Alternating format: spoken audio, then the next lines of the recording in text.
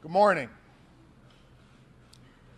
I'm pleased to be able to report that thanks to the extraordinary work of law enforcement officials from here in the Commonwealth of Pennsylvania, our local leaders here in Chester County, and from our federal partners all across this nation, shortly after 8 a.m., our suspect was captured. I want to say, first and foremost, thank God there were no injuries to law enforcement or to the public. We obviously became deeply concerned after the suspect was able to steal a weapon. He was apprehended this morning with no shots fired.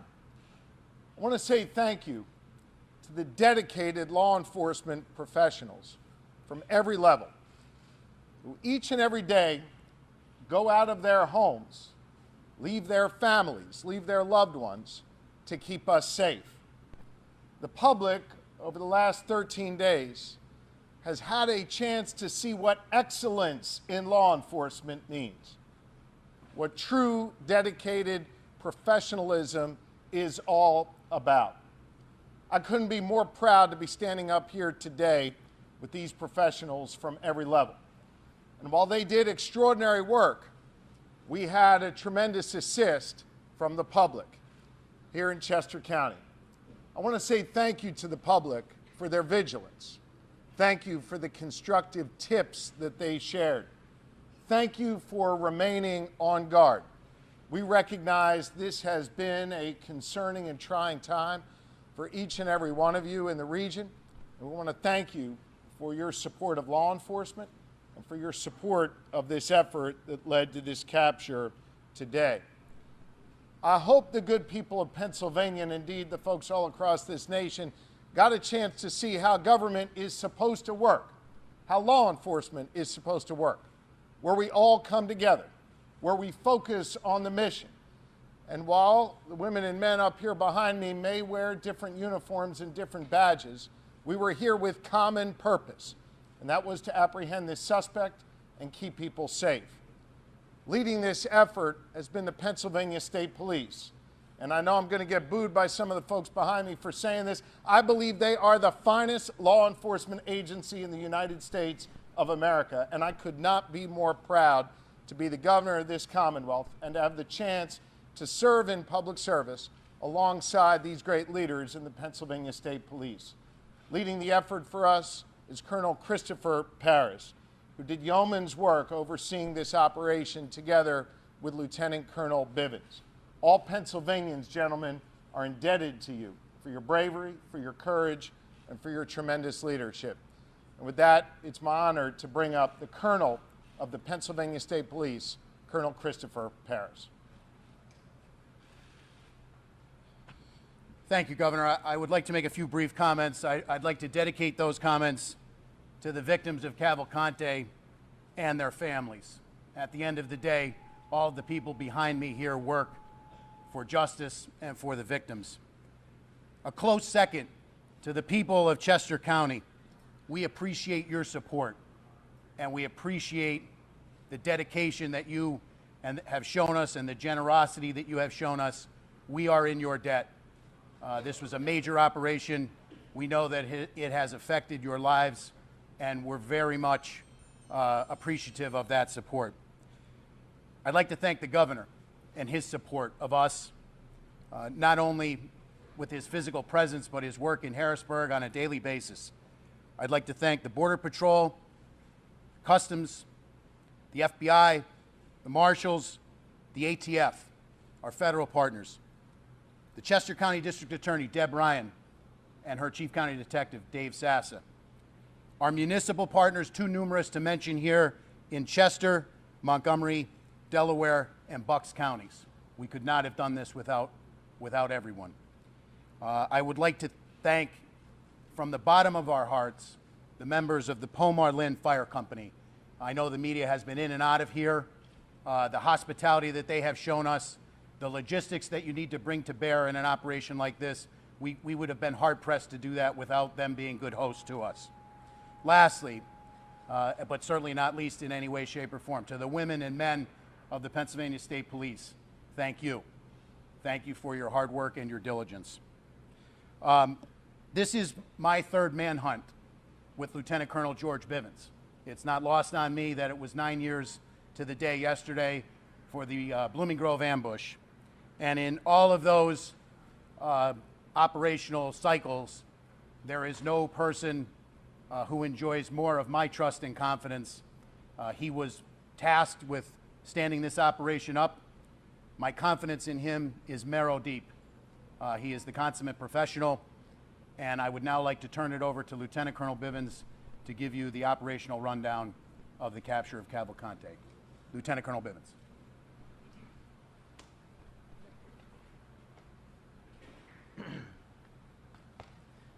Thank you, Governor. Thank you, Colonel.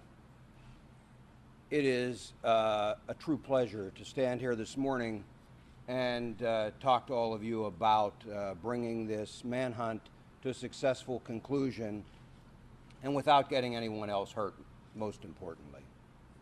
None of this would be possible without the support of this team represented by members of various agencies standing with us up here, by others standing throughout this fire hall, and by still more who are out there in the field. So let me give you a few details about how this unfolded. As you know, we have been working most recently in a perimeter established in northern Chester County. Last night, shortly after midnight, a series of events started to unfold. First, we had a burglar alarm at a residence near Prizer Road within the perimeter. Our people investigated that, did not find Cavalcante there or anyone else, but it started to bring some of our people into that area. We had been searching an area not far from there already with some tactical teams that night. There was an aircraft overhead utilizing FLIR technology, and close to 1 a.m. picked up a heat signal that they began to track. It was west of PA 100 and north of Prizer Road. Tactical teams began to converge on that location where the heat source was moving. Unfortunately, we had a weather system that also came in, and we had lightning that was flashing all around, and it caused the aircraft to have to depart the area. Tactical teams made a decision to secure that area, that smaller area, as best they could, and hold it through the storm and until we could bring additional resources in and bring aircraft back overhead to ensure that we did not have an issue with an escape. That resumed early this morning, and shortly after 8 a.m., tactical teams converged on the area where the heat source was. They were able to move in very quietly. They had the element of surprise. Cavalcante did not realize he was surrounded until that had occurred. That did not stop him from trying to escape. He began to crawl through thick underbrush, taking his rifle with him as he went. One of the Customs and Border Control teams, BORTAC, had a dog with them. They released the dog. Some of our PSP CERT members were also there, had him surrounded. The dog subdued him, and team members from both of those teams immediately moved in. He continued to resist, but was forcibly taken into custody. No one was injured as a result of that. Excuse me. He did sustain a minor bite wound. We had medical personnel at the scene, and they took a look at that. Cavalcante was, as I said, taken into custody. He was transported to our Avondale station for further processing and interview, and he will ultimately be transferred to a state correctional institute where he will be housed and begin to serve his life sentence. In just a few minutes, I'll open this up to some questions, but before I do that, I want to turn this over to one of our very close partners, District Attorney Deb Ryan. I know she would like to say a few words, and again, then we'll be happy to take your questions following that. Thank you, Lieutenant Colonel Bivens. Today is a great day here in Chester County. Our nightmare is finally over and the good guys won. We owe a debt of gratitude to all of the first responders for their tireless and dedicated efforts in bringing this fugitive to justice. They worked around the clock, and we are deeply grateful to all of them. Our community can finally regain its normalcy and breathe a collective sigh of relief. This would not have happened without the collaboration and efforts on behalf of a multitude of agencies. I need to thank the Governor, Colonel Paris, Lieutenant Colonel Bivens for his unflappable and dedicated leadership, the U.S. Marshals, the Chester County Detectives, the FBI, U.S. Customs and Border Patrol, the Department of Emergency Services, the Sheriff's Department, and every single person who went out into the field in the most horrendous conditions. We had weather problems, we had terrain problems, and a ton of obstacles that prevented our capture from occurring as expediently as we wanted. We have the best people in the business, and we never lost faith that this capture would occur. We knew that it was just a matter of time. The scope of this manhunt was extremely impressive.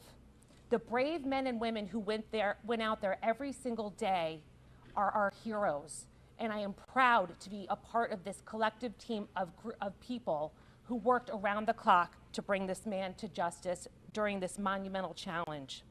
They utilized every piece of advanced technology, dogs, drones, helicopters, every asset available was put out for this capture. I can't express our gratitude deep enough to all of them and to the community for their support. We received dozens and dozens of donations, well wishes, and kind support from everyone in the community, and we thank this firehouse for housing us. We know we disrupted their lives for a while. One of the first calls we made upon learning about this capture was to the Brandow family, who, as you can imagine, had been living in a complete nightmare.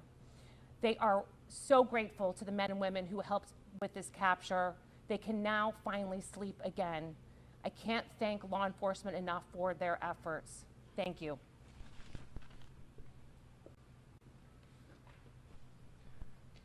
Okay, with that, we will be happy to take your questions. Yes. With the helicopter overboard, we saw the arrest taking place.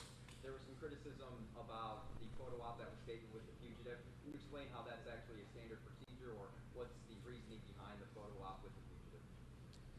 I'm aware that there was a photo op that was taken out there. Those men and women worked amazingly hard through some very trying circumstances. They're proud of their work.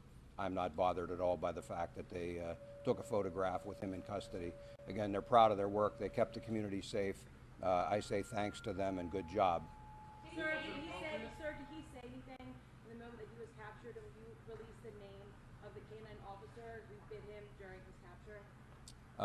We will probably not be releasing the name. And in terms of anything that he said, we need to use an interpreter, and he has been taken back to the station, and at that point, we will attempt to interview him at the Avondale station. Did he say anything upon capture? Anything at all? I'm not aware of it.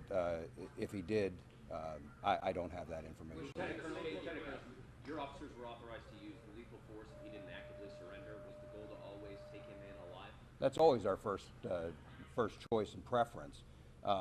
Again, that option is only to prevent the escape of a very dangerous individual. Had they not been able to contain him, that would have remained an option. Who specifically made the arrest? Which organization? It was a combination, it was a combined group of the Border Patrol and PSP. At 1 o'clock captured. When he went into the van, he was stripped and had his tattoos photographed. Is that normal procedure? Yes. When the thermal imaging happened at 1 o'clock, was he in the same location when you found him? Wait, I'm sorry, you'd ask first, man. Was he asleep when you found him? He was proned out. I've not been told that he was asleep. I'm told that he was proned out trying to hide and then began to crawl away. Was it the same location when you got the thermal imaging at 1, when you found him at 8? It was in that close proximity to that, yes. no one was assisting him at that point.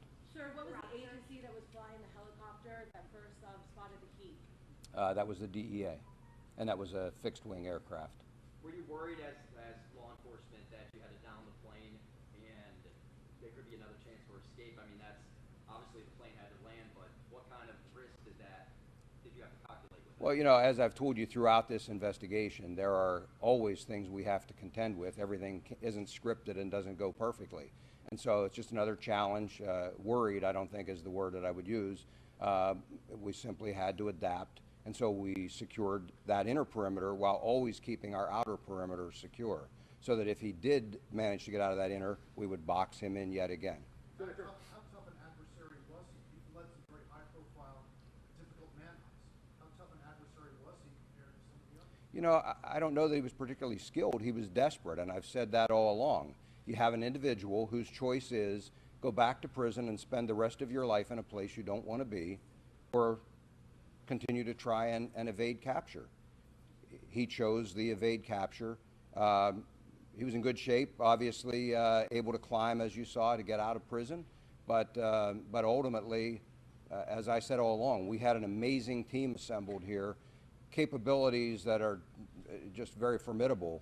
And I was confident all along that he would eventually be captured. And ultimately, this team, and I credit all of them, for bringing together their collective experience, the resources, and being able to apply that and capture him.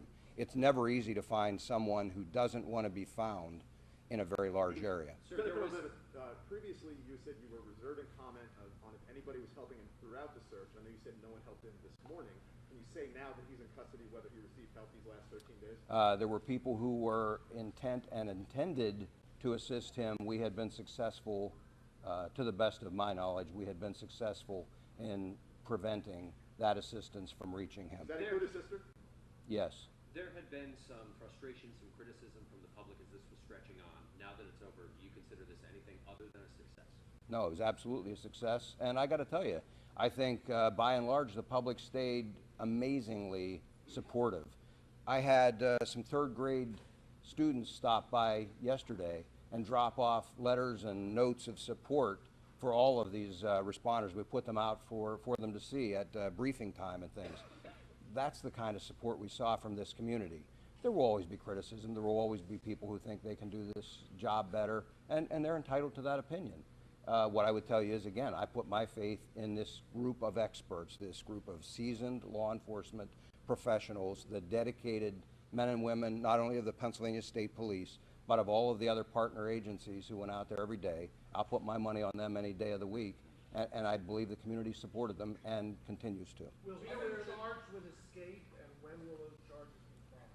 We'll be discussing with the district attorney what, if any, charges will be filed.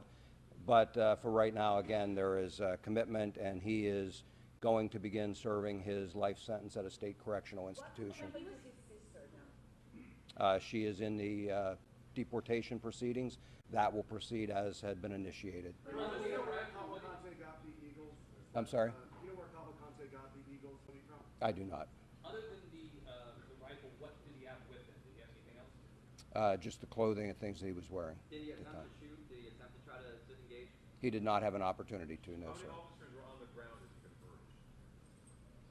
I don't have an exact number, but looking at the teams we were sending in there, in the immediate vicinity was probably 20 to 25. And can you tell us more about what those 20 to 25 look like? Like, did they have specific armor? What Yes, they were tactical. They were a tactical team. You would expect, camouflage, full armor, long rifles, that kind of thing. Which agency? Customs and Border Patrol was their BORTAC team out of El Paso, and then Pennsylvania State Police CERT. It's our Special Emergency Response Team. Once on the ground, they've now pinpointed him, right? They're Yes. on the ground and they're quietly moving into place. Length of time? From that point, probably 5 minutes. It played out fairly quickly once they had identified him and moved in. He detected them at that point once they were already in position, and again, he started to crawl away, and it played out very quickly then. Sir, what is your greatest lesson from this 14-day manhunt? You know, I don't know that there's any single lesson. I will tell you that I learned something from all of these, and as I told you before, I bring that experience to the next one. And so I just go back to, it's all about the team. It's about assembling the right group of people, the right technology, the people with can-do attitudes who will stick with you through the investigation, and that's what we did. And it's worked well for us in the past, and I'm sure will work well for us in the future. Colonel, said there were people intending to help. I just want to see if we can get a little more detail from you on that. You did mention, you did confirm the sister was intending to help. Who else might have been intending to help? And then can you give us any details? And the reason I'm not going to talk about that again, as I mentioned, we will be discussing with the district attorney whether there will be any additional charges. I don't expect that there will be on that aspect, but we want to have that discussion before we disclose anything else. No, I think he stopped because his normal pattern was to travel in the late evening, early or overnight hours. Whether he got tired or whatever, normally he typically didn't travel then later at night, and he typically did not travel during the day unless we pushed him. And we did have several instances of that where he was pushed and had to move. But you know, he doesn't have night vision or anything like that, the type of technology that many of our operators had out there. And so traversing rugged terrain is difficult to do. I believe it was just easier for him to do in the late evening hours and late afternoon. I believe that's what caused it. It was a scalp wound, and they bleed pretty significantly. I'm told there was not any significant injury. Did he have a phone? Just one, ma'am. He was able to get a car and a gun, a vehicle and a gun during this 2-week period. Is that surprising? Are you sort of astonished as some of the public were by that? No, I mean, all along, you know, we asked people to secure as best they could. Unfortunately, he was still able to acquire some of those things. Again, those are just some of the challenges we deal with in an investigation like this. Our people rise to those challenges, and ultimately, again, he was successfully captured. I know that you led the effort also in July earlier this year when that person escaped using bed sheets. It was a chocolate lab that ultimately led to his arrest, and now here we are again. You're talking about a canine moving in and basically disabling Cavalcante.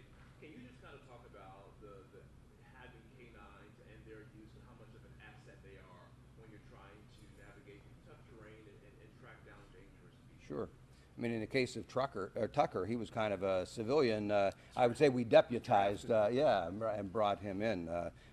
He's now an honorary member of PSP, but lab. But he was not involved in this. That was in Warren that this gentleman was referring to. Just, you know, I believe it's a Shepherd or a Belgian Malinois. For those of us who aren't familiar, Just 1 minute, if I can come back to this gentleman, I apologize.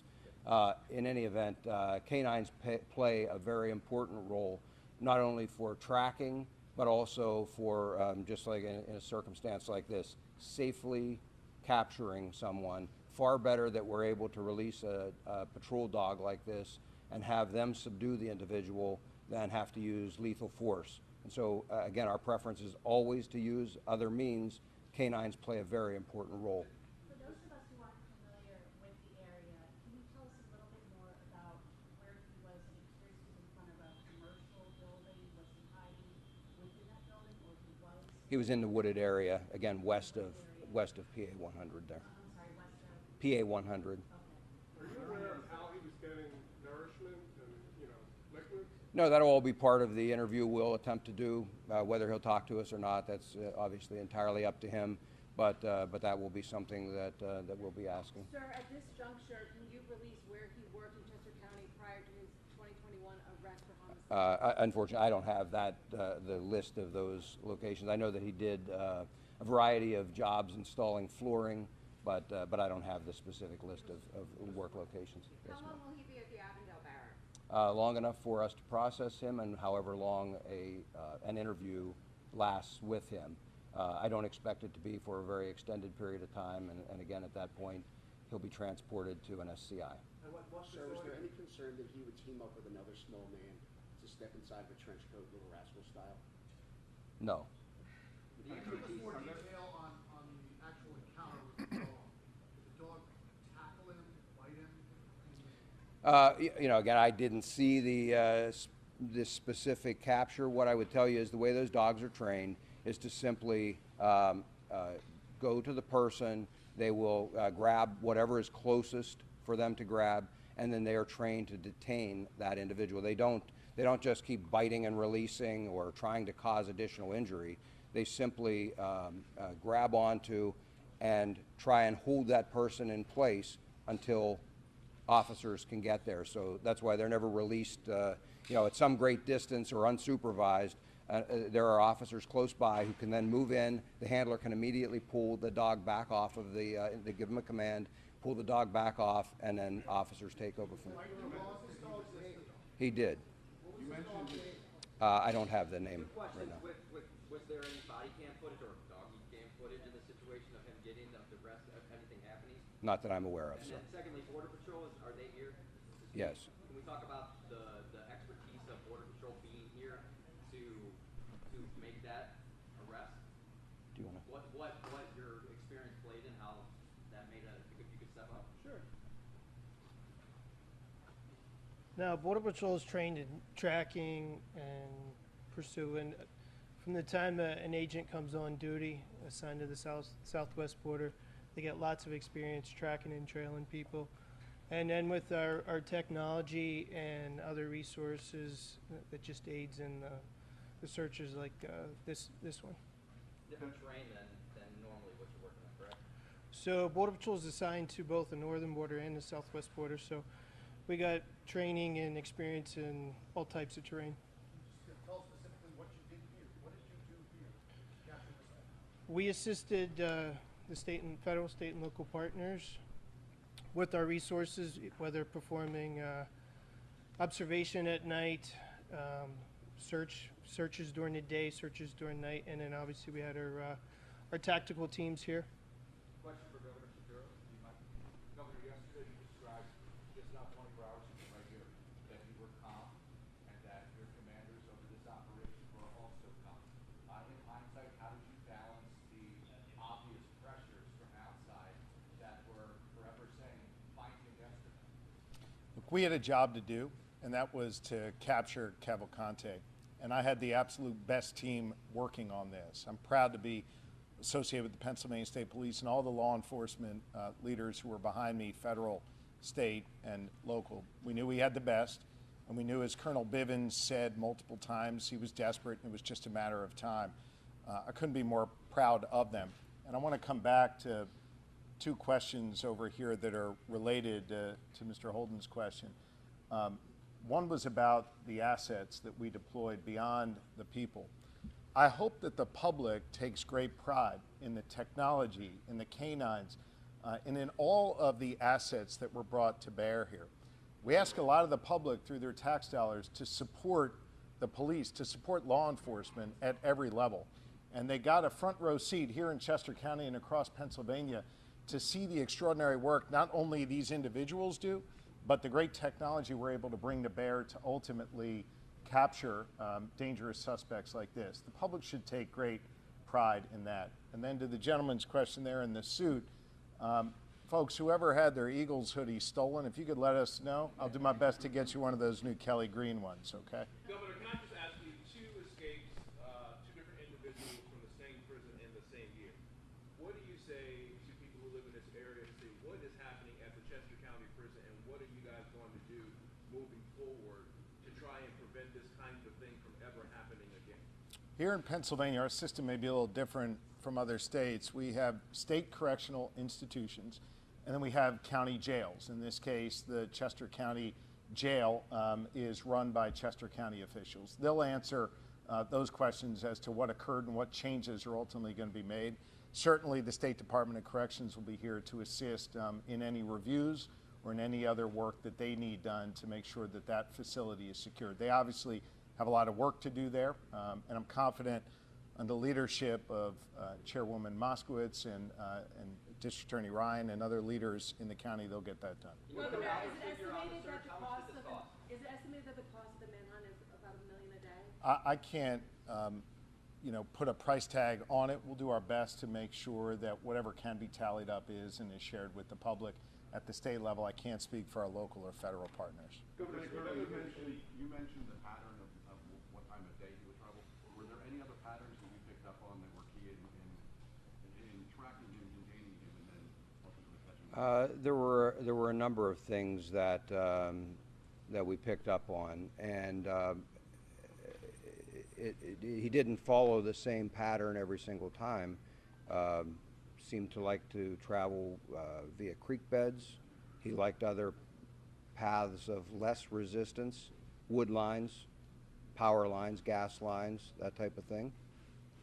And that's actually fairly normal. Nobody wants to have to force their way through very heavy underbrush and things. And again, I mentioned the time of day, but all of that combined with some outstanding work and technology is really what brought this to a successful conclusion. Many people in Chester County are grateful for your efforts. I know you mentioned on Friday you were asked about containment and capture. Ultimately, that tactic was successful. Anyone that you would like to thank at this time? I know Landhope donated breakfast yesterday. Wawa has been big help with lunch. Any small businesses you'd like to thank? And then again, the people of Chester County. I will tell you that we have been compiling a list, and I don't want to stand here right now because I will absolutely miss many. Some of those that you mentioned have been outstanding supporters of us, and I thank them. We will publish a list of all who helped us out because we are very, very appreciative. That level of support is really one of the things that allows our people to focus on the task at hand and to try and be successful even quicker than we might otherwise have to be. When I gave you all a tour of the facility in here, I talked a lot about logistics and the support that's required to field a team of 3, 4, 5 or more hundred law enforcement officers out there. It takes a lot to put it out there, and so the help of all of those folks, the help of the average person who stopped by and dropped off a case of water was very much appreciated, not only for the case of water, but also just for the kind thoughts of, and words of support that they always included when they dropped that off. And also contained and captured, so that tactic was the way to go. Yes, as I said, we always take a multifaceted approach, and so depending on the circumstances, there's always a contingency, and we're always prepared to move in whatever direction we need to.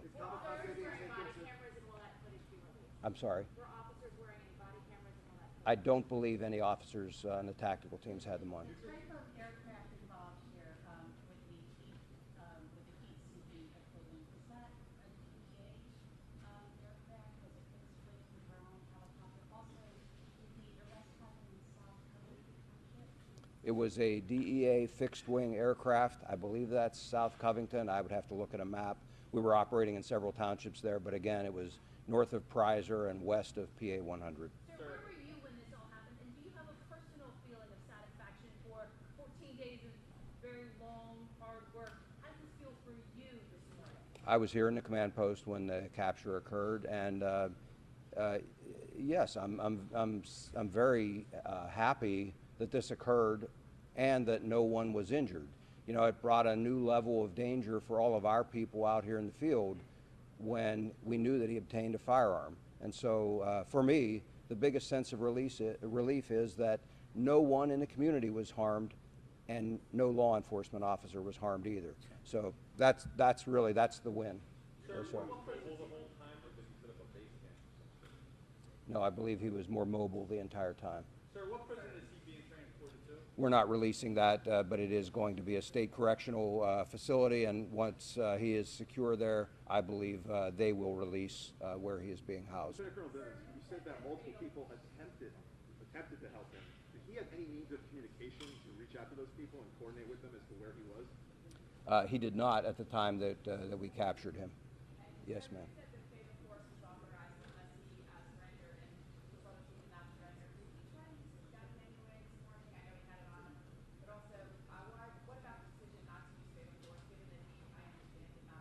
Well, as I addressed a few minutes ago, yes, he had the firearm with him. Yes, he was a threat. He did not have an opportunity. I believe he was taken by surprise, and I believe the canine played a large role in him not being able to utilize that firearm. What I would tell you is, again, that it is our last choice, our last preference to use lethal force. And so while there were other options, the team did the responsible thing, did what they're trained and what we expect, and they used other options. And again, lethal force is always the last option. He's going in for questioning. What kinds of information you're going to be trying to get from him? Like what kinds of questions will be asking? We have the criminal investigators that have been involved in this, everything from the escape up through the time that he has been on the run. I'm sure all of that will be included in their list of questions. Whether he'll choose to talk, I have no idea, and that will be his choice. Can you assure and guarantee the public that this man will not escape again, because clearly he has the ability to do that? Can you say that now? I can assure you he will not escape while he is in our custody. He will be turned over to a state correctional institution. I have every confidence that they will be able to safely and securely house him as well. Lieutenant Colonel, was he in the perimeter of the perimeter that you had outlined yesterday? Was that? He was. He was. Yes, sir. How close to the edge of the perimeter was he? Where on the perimeter? It was within the perimeter, and he would have been within a few hundred yards of the eastern edge of the perimeter. Colonel, in terms of the public being involved, there was video surfacing of vigilantes in Chester County trying to get involved in this case. Moving forward, if something like this happens again, what would you tell the public in regards to getting involved in a case like this? I would ask them the same thing that I asked this time, and that is, please don't come out and try to become involved like that. You potentially take away resources that would otherwise be spent on the search trying to deal with those individuals, and we don't want one of them to get hurt unintentionally. How Okay. far was the capture from where the burglary happened last night? Within a quarter mile. Colonel, once processed, It wasn't a burglary. It was an alarm, by the way. But once processed, any idea even ballpark time until transfer? it depends on whether he is cooperative and is interviewed. That could take minutes to hours, but I don't have the answer yet. Whether he's, I'm not aware of that. Sir, do we know if his sister and mother entered the country via Puerto Rico as well? I don't believe his mother is here, and I don't have that information immediately available here about where they entered. As I said, his sister, though, is in the process of being deported now. We have time for two more questions. Lieutenant Colonel, after everything that you've been through, seen with Cavalcante, once that interpreter is there, do you plan on having a conversation with him, asking him anything about all this? No. The investigators are quite competent. They'll gather the information that we believe is important if they're able to, and I'm confident that everything we need will be gathered in that way. There's no reason for me to have a personal discussion with him. What's your message to anybody else who tried to escape? Well, I think it's a very bad idea, obviously, and we will be here should something like this occur again. We'll put the team back together, and we'll be right back out after them. Okay? Thank you all. Thank you, everybody.